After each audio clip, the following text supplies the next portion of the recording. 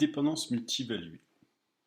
Contrairement aux dépendances fonctionnelles, quand on a une dépendance multivaluée X multidétermine Y, la réelle contrainte n'est pas spécialement entre les attributs X et les attributs Y. Je vous rappelle que X symbolise un ensemble d'attributs et Y un ensemble d'attributs, mais plutôt entre les triplés, les attributs X, les attributs Y et tous les autres attributs que l'on appellera Z.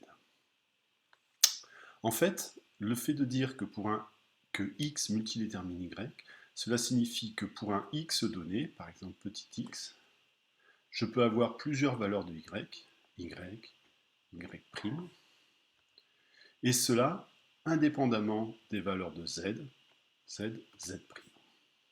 Pour vérifier cela, on dira que si l'on a ces deux triplés, x, y, z et x, y', z', alors obligatoirement, nous devons avoir aussi les triplés x, y, z' et x, y', z.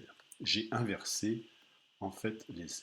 Si le fait que pour un x, je puisse avoir plusieurs valeurs de y, c'est indépendamment de z, donc z dans tous les autres attributs, je dois pouvoir inverser ces valeurs.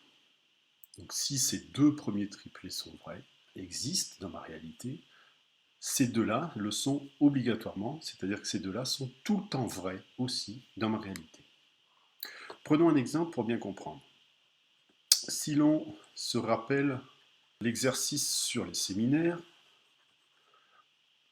où l'on parle de dépendance multivaluée, avec le type de séminaire multidétermine les livres par exemple, on pourrait se poser la question de savoir s'il y a d'autres dépendances multivaluées. Par exemple, que un étudiant puisse avoir plusieurs notes, ça semble assez logique, mais la dépendance multivaluée, la contrainte de la dépendance multivaluée, je vous le rappelle, n'est pas entre ces deux éléments, mais dans le fait que pour un étudiant, je puisse avoir plusieurs notes, et cela indépendamment de tous les autres attributs Z. Donc indépendamment, un par un, de tous les autres attributs. Il faut donc se poser la question de savoir si le fait qu'un étudiant puisse avoir plusieurs notes, c'est indépendant du type de séminaire, du séminaire, et ainsi de suite. Comment vérifier cela ? La méthode des triplés est une très bonne première approche. Je vais considérer l'étudiant 1 qui a la note 1 dans le séminaire 1. Le même étudiant 1, a une autre note 2, dans le séminaire 2. Si la multivaluée E multidétermine N est vraie, je peux donc dire que quand j'ai ces deux triplés, alors obligatoirement les deux triplés suivants sont vrais.